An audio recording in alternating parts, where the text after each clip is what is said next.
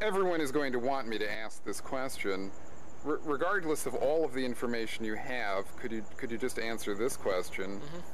Is there any chance that him being freaked out, as you say, that this was all some sort of a gag or a put-on by El Duce? No. No, I know the guy. Why would you do a personal gag like that for me? So, what's the whole philosophy of the mentors?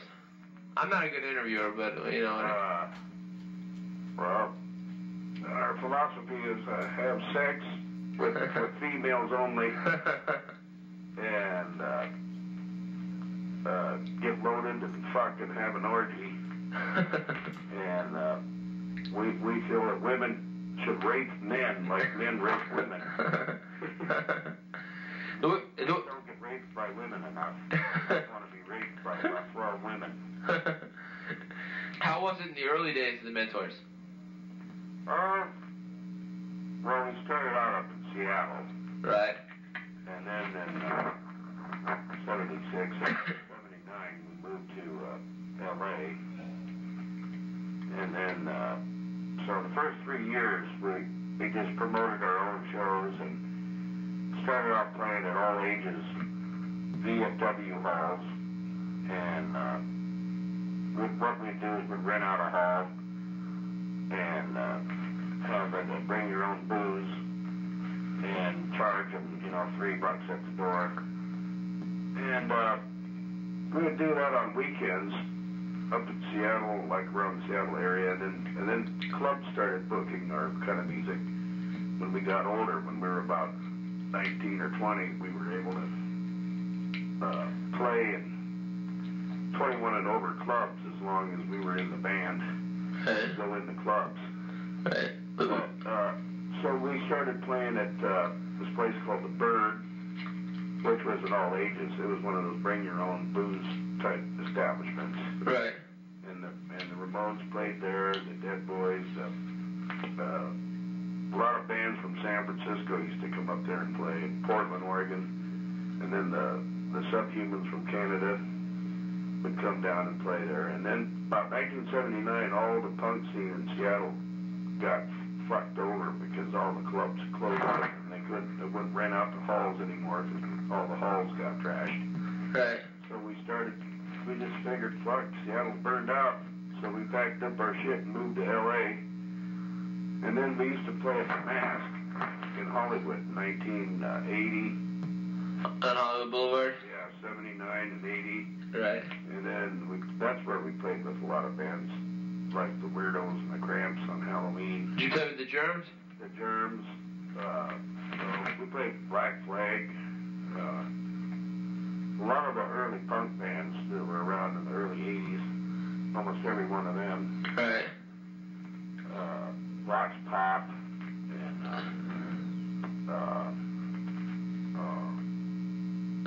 what's that other band? 45 Grave. 45 Grave. So the Mentors are probably one of the oldest punk bands in history still around. Yeah. Yeah, we played up in Seattle with the Ramones once. What other punk bands can you remember besides like the Ramones that were around when you started? And maybe like the Dead Boys or something? The Weirdos. The Weirdos were around? I think they're still going. Yeah. What about the Dickies? Were they around back then? Came just a little bit later, I think. Really? I'm not sure. I wasn't around in L.A. when they came out. I remember when I moved to L.A., they had already were playing like at the Whiskey and stuff. So they might have started out when we did. But the Mentors got to be like one of the first 5 or 10 punk bands around that are still around. Yeah. That's a pretty good claim to fame right there. Yeah, 21 years. 21 years? Coming this May will be 21. Are you going to keep it going? Yeah. We don't have any reason to stop. Yeah. Let's see let's try and move on to like a little bit later in history. Like, how were the 80s for the Mentors? What happened during the 80s? The 80s were great. Really? Yeah. We put out 3 records over with Metal Blade when they had their other label going called Death Records. Were those your first 3 records? No. Our the Mystic, right? Were Mystic, yeah. Yeah. And then when Mystic was folding up, we went over to Metal Blade with Death Records, and then they kind of folded up after a couple of years, and then Brian Slagle kind of just more or less phased out Death Records, and And then he's just, we were going to do another record with him, but he was just too bogged down with all of his other bands. So we just went over to another label, Everrat, Right. up in Seattle. And then we went on our own, started our own record company. And that's what we're on right now. I saw your solo album, El Duce.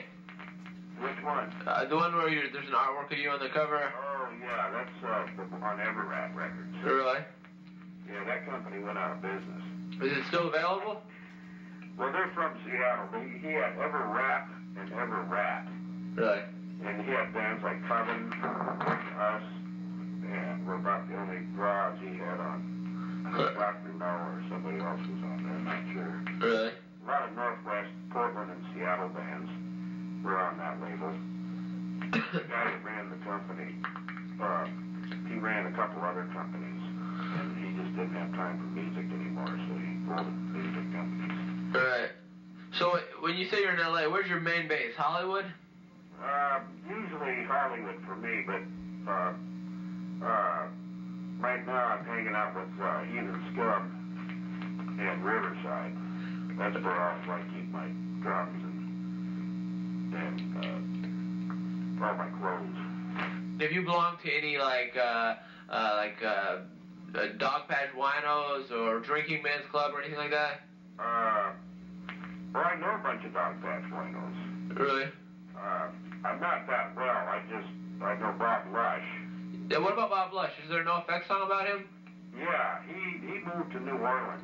And he's working up there, I heard? Yeah. Yeah.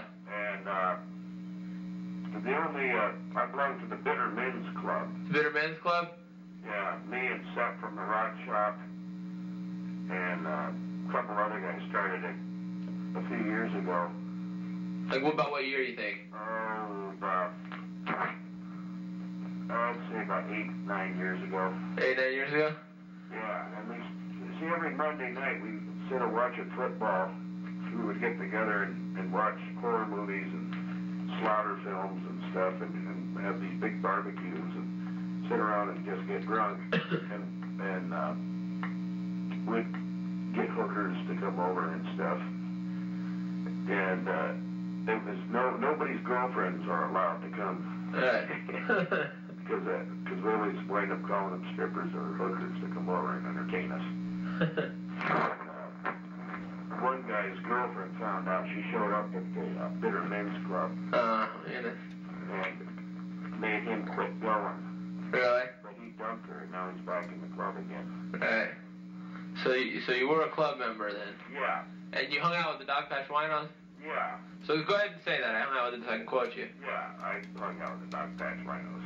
Okay. And what are they all about? Just getting drunk. Getting drunk. Brotherhood. I guess so. Yeah. You I was never a member of them, but right, hung out. I knew them. Right. What else? Alright, I gotta ask you about this one question. I don't know if you want me to ask you about this, but I think it's a good angle, but if you want me to, I'll turn off the tape if you don't want to talk about it, but I heard a rumor about you and Courtney Love. Is there any rumors going on about that? Oh, well, she offered me $50,000 to kill Kurt Cobain. 50? Yeah. Who did? Courtney Love offered me $50,000 to whack Kurt Cobain. So I heard it was only 10 grand, but it's 50, huh? Yeah. When was this? Oh, shit. A couple months before he died.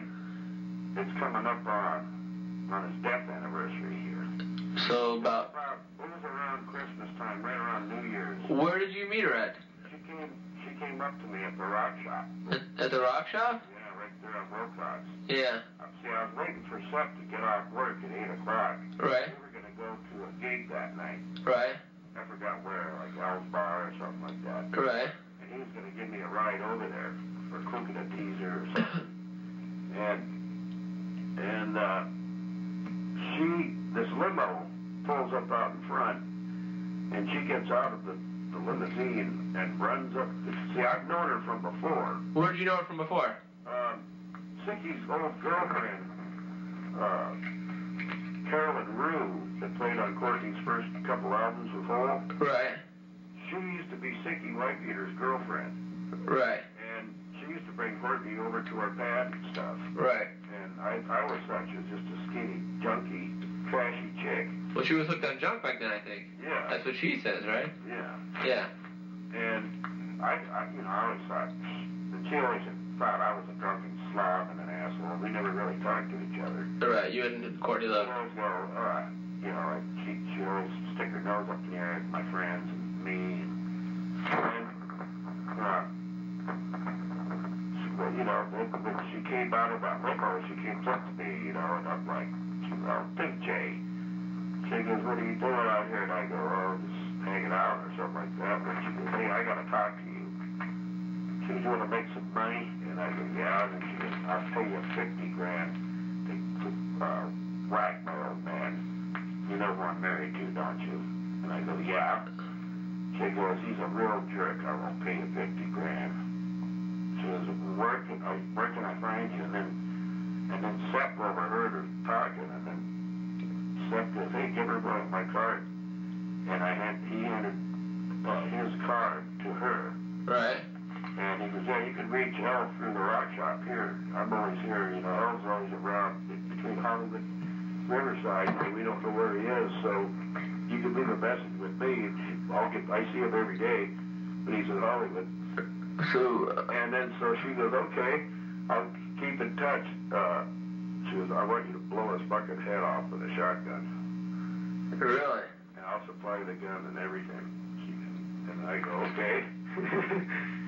And she goes, I can depend on you, right? I go, yeah. And then she got back in the limo. And then I thought she was kidding. Yeah. And I go back inside and I go, did you hear that? And because there's no one in the store hardly. I think there's one other guy was in there. And then Sepp goes, yeah. He goes, fucking A, she wants you to kill Kurt Cobain? And I go, yeah. And he goes, for $50,000? And I go, yeah. And he goes, what a fucking crazy, nutty bitch, man. And he goes, she's high. And I go, yeah, she must be high. And then I come on and go on tour, and we were like in St. Louis. And all of a sudden, the owner of the club gets up on the microphone and says, hey, I got some news. I don't know if it's good or bad, but Kurt Cobain was found dead with his head blown off in Seattle. And I'm sitting there like, wow. Because you knew that. I had told a couple guys in my band, Eden Scum or somebody in our roadie about it. Right. And then our roadie comes up to me and goes, fuck, Duce. He goes, do you think that might have been... When I got back, I told Sepp, and me and Sepp freaked out. Hey, can you call me back in a bit? I got these phone numbers from this guy. Okay. Anyways, what were we talking about? We were talking about Courtney Love, man. Yeah. So what was your association with her before in the past? Well, she was, she had a band with Sicky Whitebeater's girlfriend. And he was one of your members in your band? No, she wasn't in my band. But Sicky Whitebeater was? Sicky Whitebeater went out with her drummer. With her drummer? Yeah. So, right, and who's Sicky Whitebeater? He's one of the mentors, right? Yeah. So he was, what did he play? He was a guitar player? Guitar, yeah, he plays guitar. Huh, so that... Ooh, bring it in. So that's probably why she came to you then? Yeah, well, I knew her. I'd seen her at parties. We did a gig one time, and she was there when we played with Social Distortion. Really? She was at that party, and she was like in the back room getting it on with some junkie and Social Distortion. While she was married to her husband, huh? Yeah. Well, she's been married to a bunch of guys. Really? Yeah. So did you... She's been up and down the block. So now that Kurt's died the way that she had said that, do you think she was serious now? She said... Yeah, I believe she was. I did a lie detector test for the LAPD. Really? And hard copy, and I did it for the Enquirer. Really? And the Globe. Really? Yeah. I haven't seen any of that on TV or anything, though. Those have been Courtney Love's dad's book. What did it say in there? He just believes that she killed him. Her own father? Her father, her own father. Yeah. Really? He called me up and goes,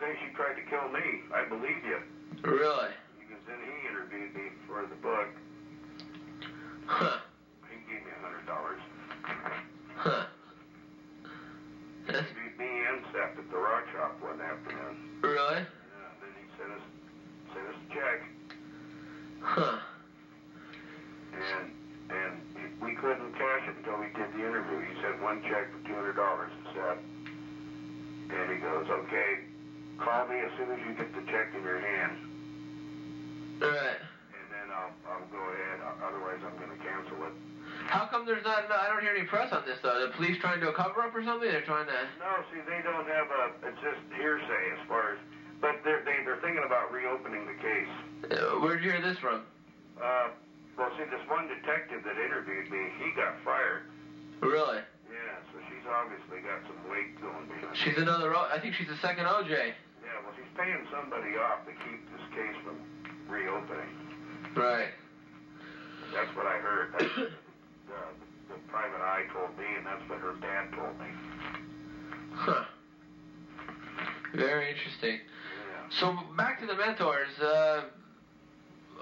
you guys got new albums coming out, or what's the plan with the Mentors?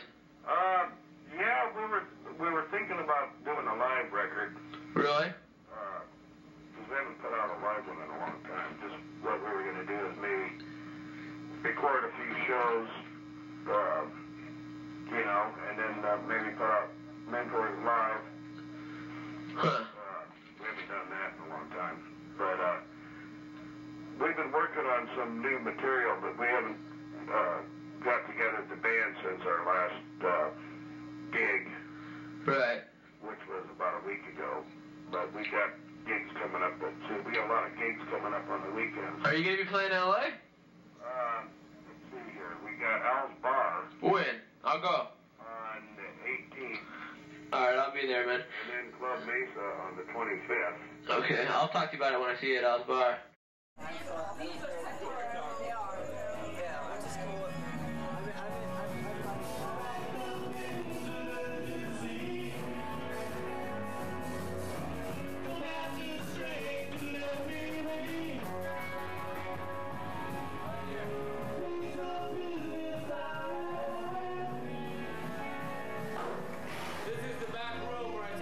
Duce. This is where he freaked out, where he's talking about getting a fake ID. He came off the stage through this door. He left early. He ended up leaving out here. And this month, on the 29th, we're playing at King Arthur's or something. Where's that? I'm not sure. It should be in LA Weekly. Really? Yeah, just check with Seth at the Rock Shop. Did you ever remember like the Lads or any of those gangs around? Did that ever affect the punk scene to you? I remember them. Who do you remember? To the Cafe de Grand. When you say them, say who you mean so I can put it on the quote you. Okay, go start over. Yeah, I remember the Lads used to come into the Cafe de Grand. Any other gangs? Oh, FFF. Anyone else? Circle One. Circle One. And some band that used to write R13. R13, yeah. And these are the bands that would tag the walls. Do you remember a K13, Chaos 13? Yeah, maybe that's what I'm thinking of. Go ahead and say that then. Yeah, Chaos 13. Chaos 13, yeah. Yeah. You remember that, huh? I remember, yeah, because I used to have to clean the graffiti and paint over it. Really? Yeah, on the side of the Cafe de Grand every punk night. And then the back of the Cafe de Grand, they would tag that wall back there. So about once or twice a month, I'd have to go out there and repaint the whole wall. Because I worked at the Cafe de Grand, too. Right. So what about the gangs later? Then do you remember any more stuff about gangs? Did they ever start trouble or anything? They would start trouble with themselves, with other gangs. I remember fist fights going on downstairs, but a lot of the time I was at the door. Right. And they had other guards like Earache. Who, Eric? Big Eric. Yeah. He used to be right in the middle punching it out with all of them. Really? I remember he had 5 guys on his back one time and was still kicking ass. Right. Guys, I mean, there was always fights between gang types there every week. Right. You know? At the cafe? Yeah. Say that at the cafe. Yeah, at the Cafe de Grand. Yeah. But see, usually on punk night, that was my night off. Right. So I would just go there and get loaded and hang out and watch the bands and... Well, you got loaded with me quite a few nights then. Huh? Me and you got drunk quite a few nights at the cafe. Every night. Yeah, that was some not the last time, but I remember I saw you play at Raji's few years ago as the Sex Devils. Yeah, that was just a side joke band I had going. The Sex Devils? Yeah, because the Mentors at the time, I forgot what happened. He couldn't do any gigs for a while because of some problems he had with his drunken driving. Right. So we had to take off a few months, and during that time I got restless, so I got together me and another guy from the Mentors, Heathen Scum, and two guys from this other band called Defiant. And you called it? The Sex Devils. And where did you guys play with that band? Oh, up and down the West Coast.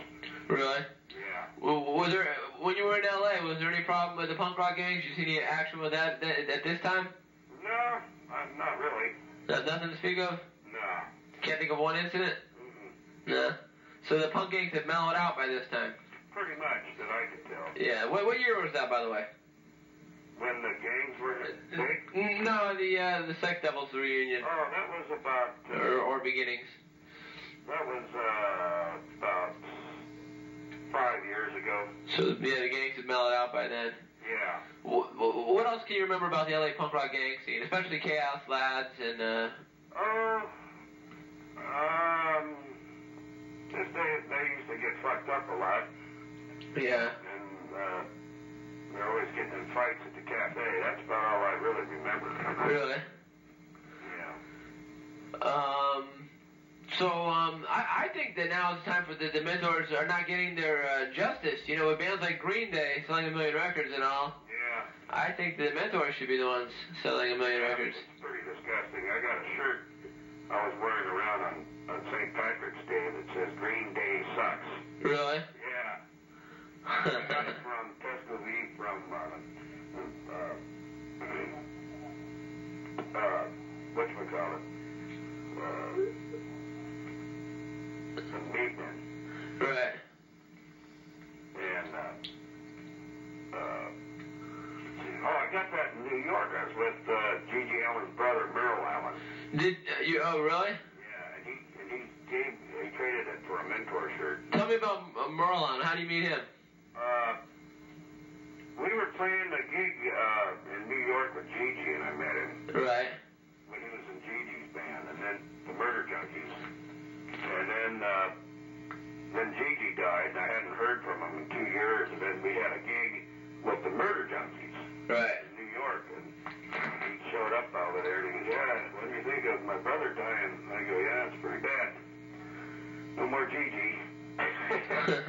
But I keep in touch with him all the time. He sends me letters every 2 months, and I send him letters back. We send tapes back and forth. Really? He wants to get his band out here, the Murder Junkies, with their new singer, Jeff Tate. I heard Dee Ramone was in the Murder Junkies for a while. Yeah, he was going to join. I heard he was in it for like 3 weeks or something. Oh, really? Yeah. Wow. But he said it was too much. He couldn't take it. Or something like that. Well, we got the barbecue going, good. Yeah, it's pretty funny. The Murder Junkies are, they're pretty entertaining, though. They're entertaining, but I always liked them. Even without Gigi. Even without Gigi? The drummer sticks up his butt. Really? And, the singer bit off heads of rats. Live rats? Yeah. Really? Spit him in the crowd and then squirted blood all over his face. And they were pretty funny. And then he got shot up in an IV on stage with drugs and passed out on the stage. This is all without Gigi, huh? Yeah. So they got some new guys there, huh? A new Gigi Allen guy. His name's Jeff Tate. Jeff Tate's taking he's not getting as much press, though. I don't hear about him. Because right now, the Murder Junkies are having problems with their drummers. Really? Yeah, he quits and starts and then quits and stops. And then he doesn't show up for gigs. And they got a bad name for not making their shows in New York right now, so they're kind of having a hard time. Right. That's why they want to get out of the New York area and play other places. So I told them that whenever they come out here, they can play on some gigs with us. Right. Who do you think would headline? The Mentors? Probably. I think so. Because no one really knows them out here, you know. Yeah. They know of G.G. Allen, but they don't know the murder junkies. I think you had the outrageous act first. You were probably the originator of the outrageous act. Yeah, well, we've been around longer. G.G. didn't start up till like 79 or 80. Yeah. And he wasn't even that outrageous then. And then when he played with us, and the next time I saw him, he was completely different. He was copying you? Yeah. Because I used to shit and piss on the stage. And then what happened when G.G. saw that? And then, you know, run around with my underwear on, the shit stains on the back. Right. And then he wasn't doing it. He had long hair and eye makeup on. Who's he? He said say G.G. Or I could just change it to G.G. I guess, but you're saying G.G., right? Right. What would he do? Well, he had faggy makeup on and had long hair and he had lipstick on and rouge. And the first time I saw him, I just thought he was just a faggot. You know, get away from me. You know, and then I didn't see him for a long time. And then the next time I saw him, he had a shaved head. Yeah. And he was a lot, twice, 3 times, 4 times more hardcore than he was the first time I saw him. Right. And all he did was just swear at the crowd. And then his music was so horrible, you know. And he thought he was so great, and the crowd just said, "Get off the stage, you're nothing." Right. And then they threw him off the stage, and then we came on, and the crowd went crazy. Right. He came backstage, he goes, "I'm more punk rock than you are, Duce." And I go, "Get out of here." And then the next time I saw him, he was a lot more cooler towards me. After he'd stolen the act. Yeah, and then he gets out there and he comes in with a shaved head. He goes, "Just like you, DJ." Oh. I saw a picture of him on the counter of the rock shop. I thought it was you for a second, and I said, "Oh, no, that's G.G. Allen." That's not an issue. People were freaking out. This girl I know, she goes, "God damn, dude, this guy G.G. Allen, man." She goes, "I mentioned that I knew you," and he's like flipped out. He's like, "Oh, teacher, yeah." You know, how he was going to do a bunch of gigs with us and stuff. And then she goes, "Is that true? Did you have a tour set up with G.G. Allen?" Really? And I said, "Well, we were setting one up, but he died." Yeah. June or something like that. And I remember we were supposed to do a bunch of gigs in like August. Do you think Courtney Love might have been involved with his death? Yeah. Put it back here. She's an evil witch. Somebody's got to bring her down to her size. Yeah, she's a definite man. She's got enough money to pay off the government. She's another OJ. Yeah. That's what's keeping your story down that could get you all the press. Yeah, I know. I made it to the Inquirer and the Globe. Which issue? Where can I find it? I want to look It at. came out last April. Last April? Yeah, I've got copies of it. Do you? Yeah, I could get Xeroxes. Could you? Except at the rock shop's got a couple copies laying around. Really? Yeah. He's seen it. I know he's got copies. What about on hard copy? Was it on hard copy and all that? They filmed us to go on hard copy, but they haven't aired it yet. Really? They paid us and everything, but they go, "This is until there's an actual case." Because they told us, they go, "Oh, it'll be on next week. It'll be on." I was watching it for 3 weeks straight and never showed it. Really? And then finally, the chick told us that they still plan to show it, but they just haven't got the okay yet. Right. They're afraid that they might get busted for it. They don't want to get in trouble for it. They don't want Courtney coming after him. Sued by Courtney, because Courtney has made threats to sue. Anyone who says that, huh? Yeah, that's what I was told by my manager. He says, "Yeah, Courtney told a hard copy if they show it, she's going to sue them." Really? Yep. What about her father's book? She didn't sue him, though. Yeah. What's her father's book's name? Do you know? I have no idea. I forgot. Is it published, though? It's supposedly out. I had his number. It's like My Life with Courtney Love or something like that. I don't know what it's something like that. His name is Hank Harrison. So he's doing a tell-all book on his own daughter. Yeah. His name's Hank Harrison. Hank Harrison. Yeah. So just go to a bookstore, call up Yeah. Whatever bookstores there around wherever you're at, and ask them if they got the new book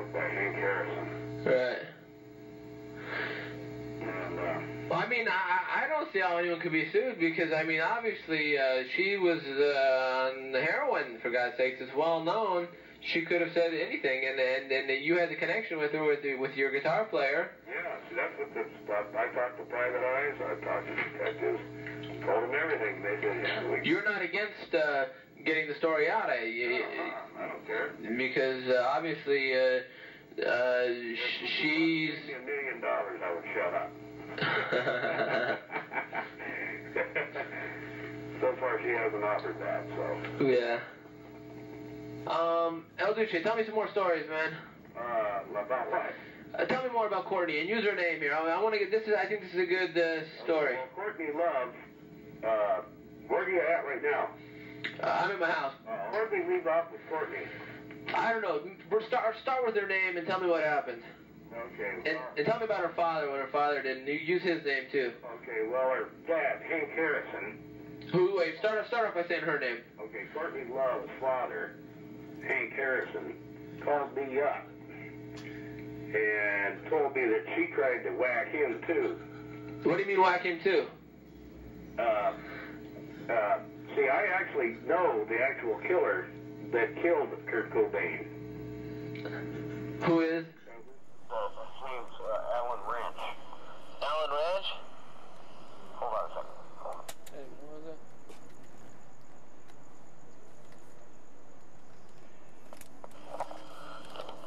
Oh, but don't tell anybody.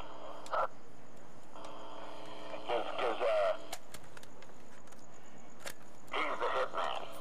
And he, plus he shoots guns and stuff like that. And I hooked him up with Courtney Love.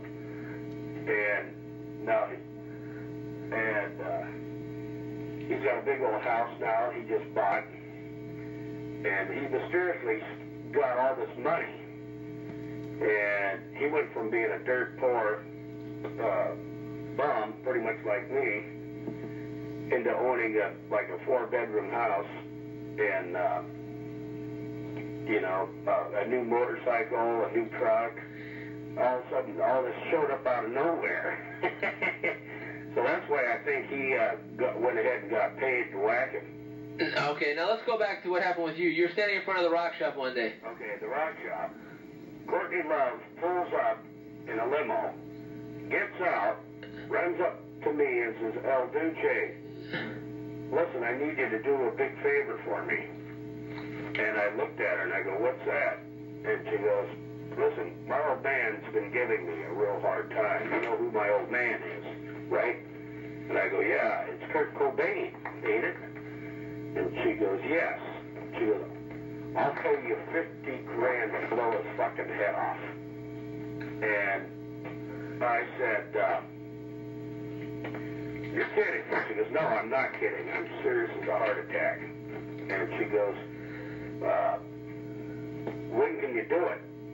And I said, well, I guess any time. And then she goes, well, listen, where can I reach you? And I said, well, you can reach me here at the rock shop. But see, I have to take off on tour with my band. And I had mentioned to a few people, it's just about out of her mind or crazy. And then my buddy, the guy I told you about earlier. Right. I told him about it, and he knew Courtney Love. And so I gave him the info that she told me, and then I hit the road, and then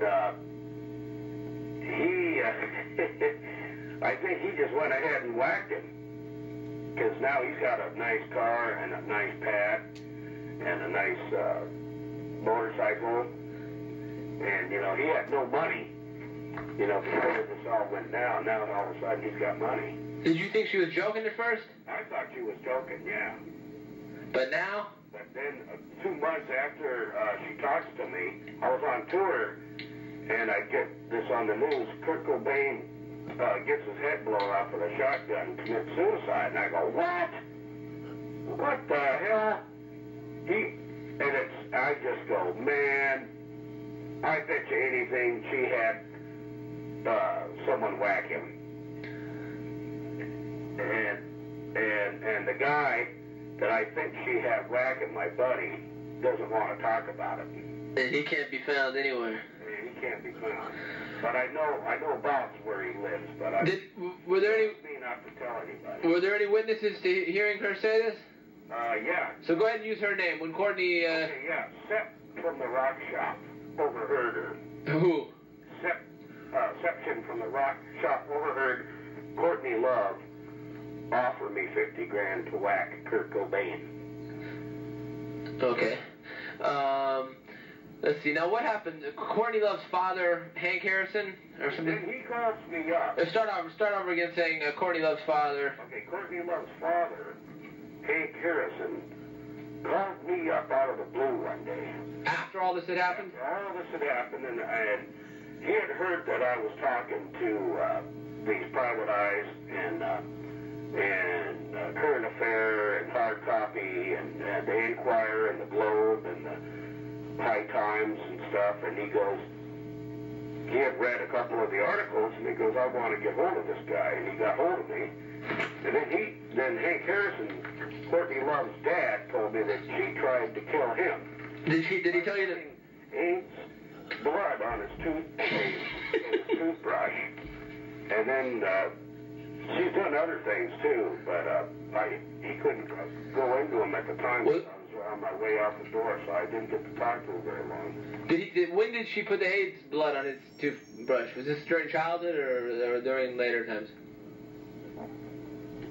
What was that? Did he say when she put the AIDS blood on the toothbrush? Was this during her childhood? Back when she was, he had taken her back in. She was bouncing around between Portland and Seattle and L.A. and stuff, and she was on the streets. He took her back in,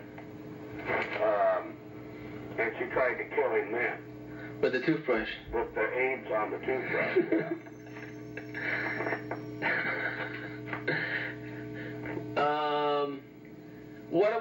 What other current affairs? What other great information do we have here? Oh, tell me more about Chaos. Now, you go back with Chaos from the cafe, hanging out, drinking beer with us, right? Yeah.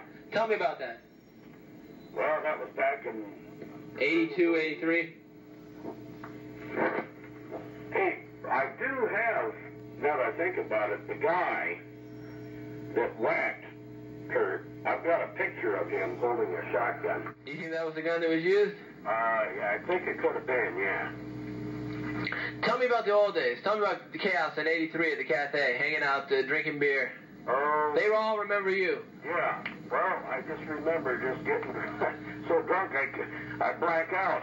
Tell me that story again about how you would clean off the graffiti at the cafe and it would say Chaos, Lads, SR all over it. Yeah, well, see what happened was the owner of the cafe, Michael Brennan, would tell me, you know, Duce, you got to go clean off the graffiti on the back of the Cafe de Grand, Chaos, and, you know, Art, Circle One, whatever else was back. Lads, FFF, all those groups that would tag the wall, right. Paint over it about once every other week. Right, and they keep on putting it back up? They keep putting it back up, yeah. All right. That's my job, too. So I'm getting the interview a little more clear this time. The last time I was listening to it and it wasn't as clear, you know, now we get more clear quotes. Yeah. What did the police, did the police investigate your claims? What happened with this monster? Just detectives. I talked to detectives only. From the LAPD? Not to discuss it with anybody. Really? Okay, so you don't want to talk about that? Well, all I can say is that I did speak to detectives about it while the case was open. And they're thinking about reopening the case. Let's go back and mention Courtney Love's name in the beginning and talk about the Courtney Love case. Okay, Courtney Love case, the detectives that were talking to me about it said that they're trying to come up with enough material and evidence that's substantial that they could reopen the case.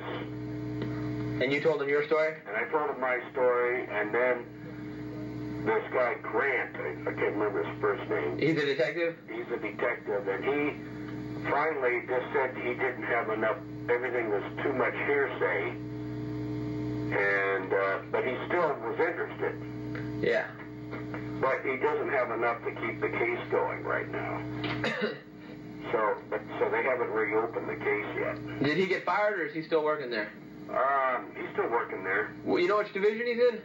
No. No. Let's see. Homicide. Homicide? Yeah. Is it Hollywood? No, he's from Seattle. Oh, he's in Seattle. Yeah, the guy from Seattle came down. Okay.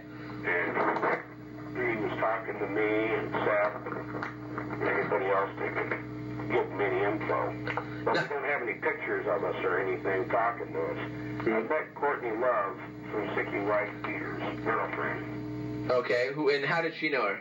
And she played drums. Her name's Carolyn Rude. Right. She played drums for Hole. And she was going out with Sicky Whitebeater. Okay. And Sicky Whitebeater used to take us over to the Hole practice place. And that's when your relations began? Yeah. Okay, so then tell me how the relations grew.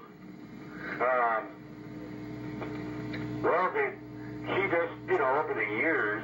Use names instead of he, so I can quote it. Over the years, occasionally we would run into each other. Right. At parties and gigs. And what condition was she in? And she was usually really fucked up on heroin. Right. And real skanky, and her lips were chapped. She looked like she had open herpes sores on her lips. And I just thought she was a skanky chick. But you continued relations anyways? Yeah, I talked to her. And then out of the blue, I didn't see her for years. And then all of a sudden, a limousine pulls up. She jumps out, and she was all straight. Courtney Love was straight. And she runs up to me, Are you sure she was straight, though? Well, she seemed like it. She seemed like she was straight. So let's say she seemed like she was straight. Yeah. Let's go ahead and say... Can't be fooled that she was straight. Yeah.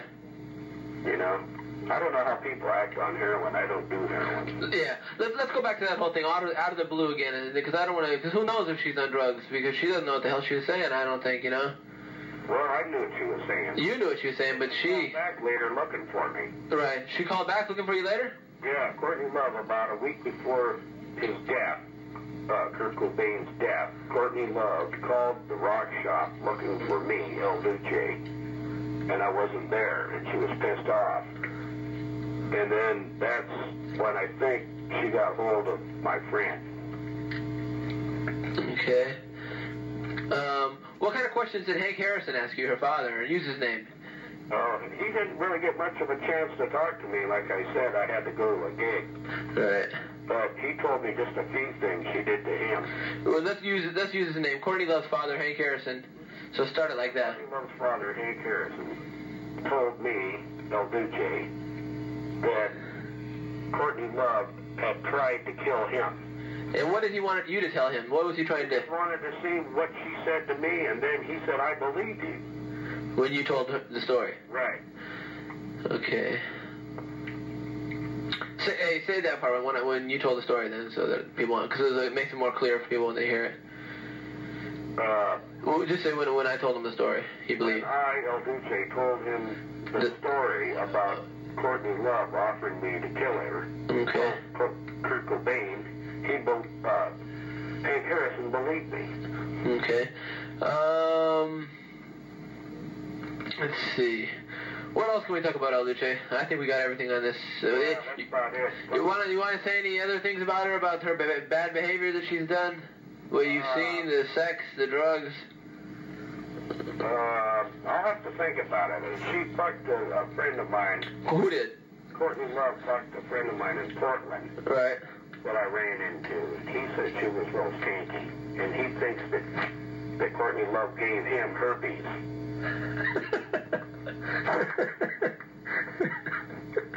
His name is Roz. Okay. He is a singer for a punk rock band called Negative Trend. Okay. That used to play with us back in 1979 and 80. I could get more. I'll have to. I can't remember exactly the whole details, but my this other guy that's a roadie in our band even knows her better than I do. Really? Yeah, he could tell me some stories. He knows a lot of them. Because he was a heroin junkie, and he used to get high with her. Who didn't take him to the train tracks? What you just said is that El Duce said he's the hitman, Alan Wrench, meaning Alan Wrench was the hitman for Kurt Cobain. Yeah. And I think that either Wrench did it or had some involvement in doing it. I think that Wrench is where the investigation ends. If it, if either it ends at Wrench or it ends at Wrench talking and saying what happened. I think Wrench knows what happened. Either Wrench pulled the trigger or knows directly who did it.